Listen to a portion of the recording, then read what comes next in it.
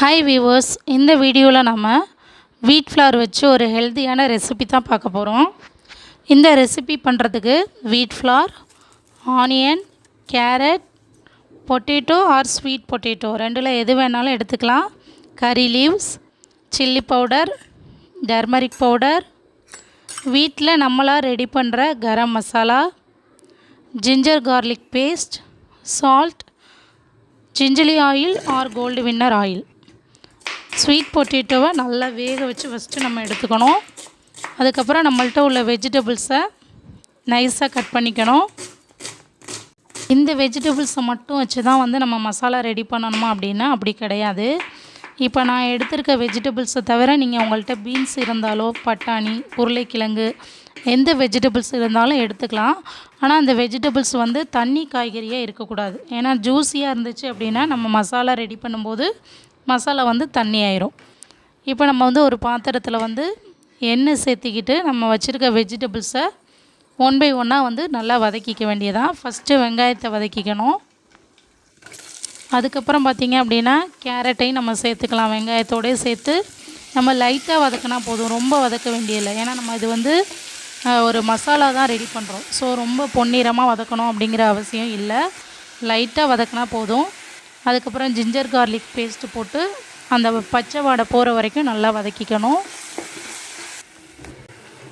சக்கரவள்ளி கிழங்கு நம்ம கடைசியாக ஆட் பண்ணால் போதும். ஏற்கனவே வேக வச்சதுனால 2 ஸ்பூன் சில்லி பவுடர், 1 ஸ்பூன் மஞ்சள் தூள், 1 ஸ்பூன் கரம் மசாலா, இந்த 3ஐயும் நல்லா ஆட் பண்ணி நல்லா வதக்கிக்கணும்.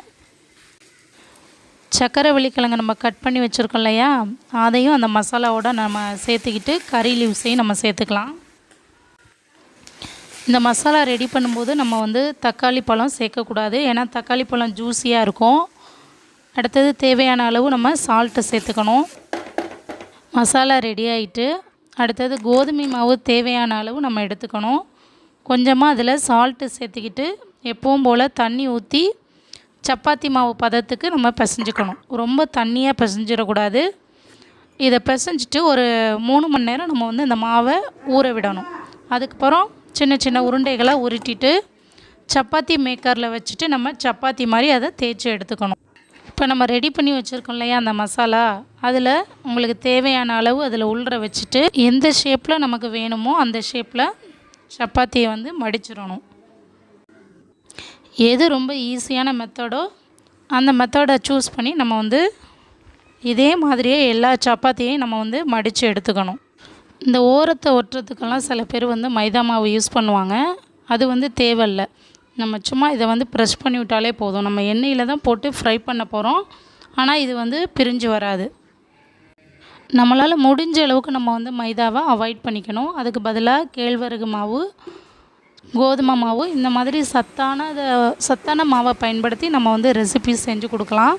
இப்போ நம்ம கடையிலலாம் பப்ஸு வாங்கி கொடுக்காம அதுக்கு பதிலாக வீட்டிலே இந்த மாதிரி ஸ்நாக்ஸை நம்ம முடிஞ்ச அளவுக்கு ரெடி பண்ணி கொடுக்கலாம்.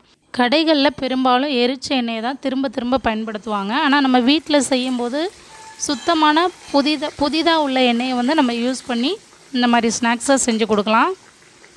இந்த சப்பாத்தி ரோல் வேகும்போது ஓரளவு நம்ம ஸ்டவ்வை சிம்மில் வச்சுக்கணும், இல்லைன்னா கருகிரும். அது மாதிரி திருப்பும் போதும் கொஞ்சம் எண்ணெய் தெறிக்காமல் பார்த்து திருப்பணும். இதில் நம்ம ஒட்டுறதுக்கு மைதா யூஸ் பண்ணலை. அதில் உள்ள மசாலா எதுவுமே வெளியில் வரல பாருங்கள். வெஜிடபிள் ரோல் ரெடி ஆகிட்டு இதை ஒரு பேப்பரில் நம்ம வச்சோம் அப்படின்னா எண்ணெயெல்லாம் அதிலே ஃபில்டர் ஆயிரும். மிச்சம் இருக்க எல்லாத்தையுமே இதே மாதிரியே நம்ம போட்டு எடுத்துக்கணும். இதை எண்ணெயில் போட்டு எடுக்காமல் இதை நம்ம அப்படியே இட்லி பானையில் வேக வச்சுட்டு அதுக்கப்புறம் ஒரு தோசைக்கல்லில் எண்ணெயை ஊற்றி திருப்பி போட்டு அந்த மாதிரியும் நம்ம இதை ரெடி பண்ணிக்கலாம். அவ்வளோதாங்க, ஹெல்த்தியான டேஸ்டான வெஜிடபிள் வீட் ரோல் ரெடி ஆகிட்டு. இதை நம்ம கார்னிஷ்காக ஆனியன், லைம் யூஸ் பண்ணிக்கலாம்.